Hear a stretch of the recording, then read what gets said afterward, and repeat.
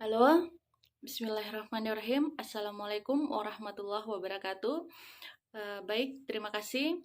Pada kesempatan ini, kembali lagi dengan saya, Junianti, mahasiswa pasca agribisnis di Universitas Haluoleo. Pada kesempatan ini, saya akan memaparkan tentang bisnis kanvas. Nah, di mana usaha family garden dengan komoditi tanaman hidroponik di Jalan Mangga, Andodohu, Kota Kendari. Nah, pada kesempatan ini saya akan memperkenalkan bahwa family garden ini telah berdiri di tahun 2017.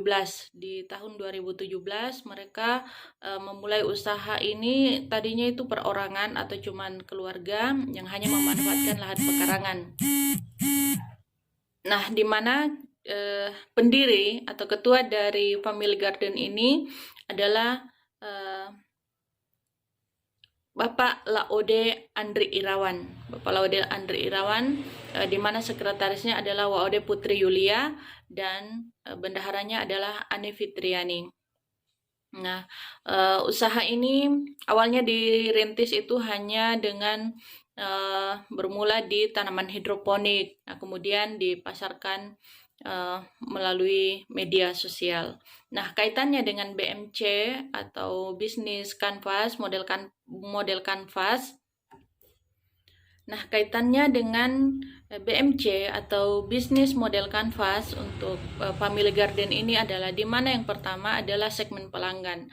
Nah, family garden dalam hal segmen pasar, mereka awalnya itu adalah untuk memenuhi kebutuhan dari ibu-ibu rumah tangga, itu awalnya. Nah, kemudian yang ibu rumah tangga mungkin yang masih ada hubungan keluarga, nah itu kan lebih gampang untuk promosinya. Nah, kemudian juga kepada kerabat-kerabat.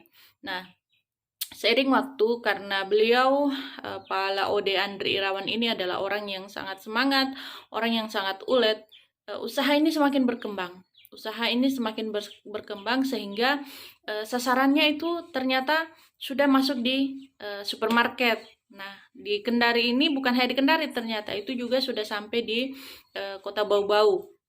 Nah, di mana yang dimasuki adalah supermarket di Hypermart Kota Kendari yang ada di Lipo, dan kemudian Lipo yang Hypermart yang ada di Lipo di Kota Bau-Bau juga. Nah, kemudian mereka juga memasuki kayak KFC, tambang. Nah, ini hebatnya sudah sampai di tambang. Mereka yang kuasai pasar untuk sayur hidroponik untuk tambang maupun tanaman lain. Nah, mereka juga masuk di hotel dan restoran. Nah, yang kedua adalah proposisi nilai. Nah, di sini di mana ada kepuasan atau nilai yang diberikan kepada pelanggan adalah nilai kepuasan, di mana mereka tetap menjaga kualitas dari produknya. Nah, bayangkan untuk kebutuhan pupuk, karena ini adalah hidroponik yang sangat rentan dengan kebutuhan pupuk, maka beliau tidak mau tergantung dengan produk-produk di luar sana. Makanya beliau belajar untuk meracik pupuk sehingga bisa menciptakan pupuk sendiri, dan ini dia terapkan juga kepada kelompok-kelompok lainnya yang bekerja sama untuk pengambilan produk itu, semacam kerjasama dari mitra yang menanam hidroponik. Nah, kemudian nilai yang ditawarkan untuk pelanggan adalah mengantarkan pesanan atau mereka menyiapkan delivery. Jadi ini adalah nilai kepuasan atau nilai-nilai yang diberikan kepada pelanggan, bahwa adanya jaminan mutu, adanya pengantaran atau delivery, sehingga ibu-ibu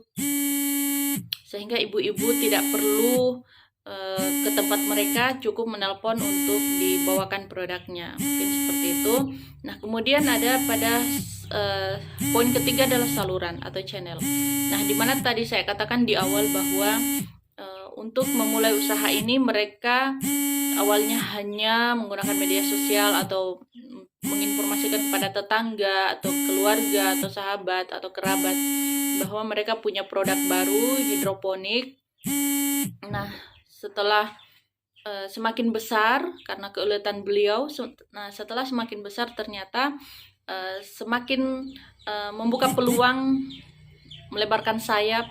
Mereka bekerja sama dengan beliau langsung mengunjungi supermarket atau apa yang manajemen perusahaan itu kayak semacam di tambang itu mereka langsung berkontak langsung sehingga terciptalah yang namanya kerjasama. Nah, kemudian pada poin 4 adalah customer relationship, di mana di sini sudah ada admin khusus customernya, jadi sudah ada admin khusus yang menerima yang menerima orderan, sehingga orderan ini tertata rapi karena mempunyai admin khusus di Family Garden ini. Nah, yang kemudian kelima adalah revenue stream, di mana adanya aliran dana. Nah, di sini menurut beliau sesuai dengan apa yang dikemukakan beliau bahwa awalnya ini hanya dari dana keluarga sehingga berkembang dan berkembang lagi seperti itu. Nah, kemudian untuk pada poin 6 pada key resources atau KR, di mana di sini mereka memerlukan sangat, karena ini produk pertanian yang sangat terkenal dengan yang cepat busuk, cepat rusak, karena apalagi mereka sudah punya kebutuhan yang banyak, maka mereka harus menyiapkan tempat atau ruangan khusus sehingga produk-produk tersebut tidak mudah rusak. Ya, jadi pada key activity, jadi mereka mereka harus mengakali bagaimana produk-produk ini bisa bertahan lama, tidak cepat busuk sehingga tidak mendatangkan kerugian, atau jumlah atau repeat order yang diharapkan dari pelanggan mereka itu tetap berjalan dengan baik, sehingga ketika mereka butuh produk itu selalu mereka mengatakan ada, siap diantar, mungkin seperti itu. Jadi mereka caranya adalah dengan menggunakan gudang cold storage. Nah, di mana kita ketahui gudang cold storage ini adalah merupakan gudang yang mempunyai suhu dingin yang bisa menjaga atau mengawetkan produk, sehingga ternyata dari menggunakan cold storage ini itu sangat membantu, luar biasa sangat membantu. Dengan tadinya produk pertanian kita yang mudah rusak, antara 4-5 hari itu sudah busuk kalau terlambat disuplai kepada pelanggan. Nah, dengan adanya ruangan cold storage ini bisa menyimpan sampai 3 minggu. Bahkan diakali lagi, mereka panen misalkan itu cabai yang masih hijau, yang sudah mendekati masak. Nah, mereka terima, jadi mereka supaya tidak putus permintaan dari pelanggan itu, makanya mereka menyediakan stok.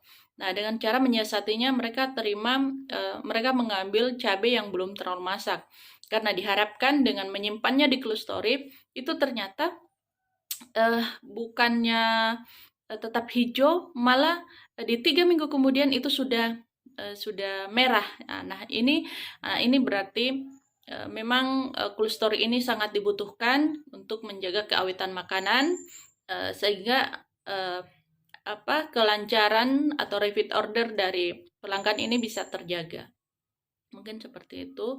Nah, kemudian pada poin ke-8 adalah bermitra dengan konsumen. Di sini mereka bermitra dengan dalam hal ini konsumen, yaitu di pasar umum. Nah, kemudian juga di kayak pasar tertentu kayak hypermart. nah kemudian tambang, KFC, hotel, dan restoran. Nah, selain itu mereka juga bermitra dengan penyedia produk. Dalam hal ini, karena beliau tidak mampu memenuhi permintaan pelanggan dengan begitu banyak ragam dari permintaan pelanggan, maka Family Garden ini mengembangkan sayapnya dalam hal ini bermitra dengan petani-petani hidroponik lainnya. Nah, bahkan bermitra dengan petani horti, misalkan petani horti yang ada di daerah-daerah yang bisa menyuplai permintaan dari Family Garden ini, karena beliau di sini dialah sebagai penggerak atau pemasar dari produk-produk yang diajak kerjasama dari dari penyedia produk tersebut. Nah, disinilah pentingnya bermitra atau jejaring kemitraan, karena manfaatnya itu luar biasa. Sehingga petani-petani kita yang tadinya bermasalah di pemasaran, alhamdulillah dengan bekerja sama dengan beliau yang menjamin bahwa hasil panen itu dia yang ambil, nah kemudian dia yang pasarkan. Hal ini sangat membantu petani lokal tadi di Sultra ini. Bahkan beliau berencana akan menanam tanaman yang tadinya belum ada di Kota Kendari, misalkan tanaman wortel, tanaman kentang. Nah, beliau sedang mencari sekarang lahan-lahan yang dataran tinggi yang bisa menanam tanaman-tanaman tersebut.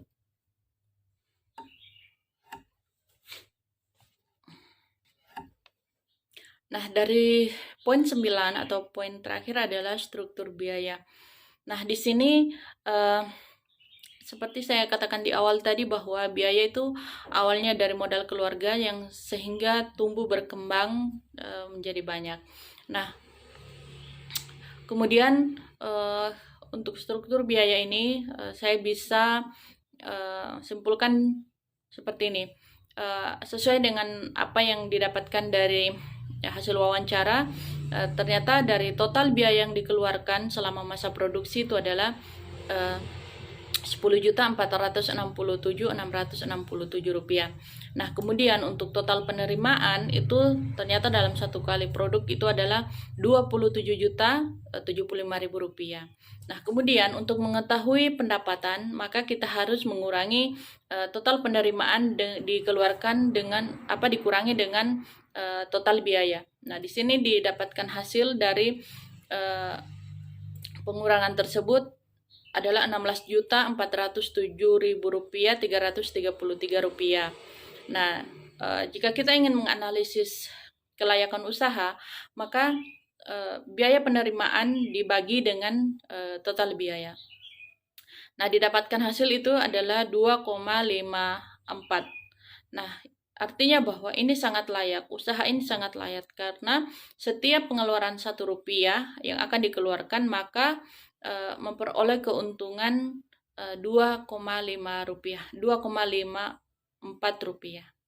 Jadi mungkin seperti itu pemaparan dari hasil kunjungan saya di usaha Family Garden, dalam hal ini yang khusus untuk usaha hidroponik atau hortikultura. Jadi sekian dari saya, semoga bermanfaat. Terima kasih. Assalamualaikum warahmatullahi wabarakatuh.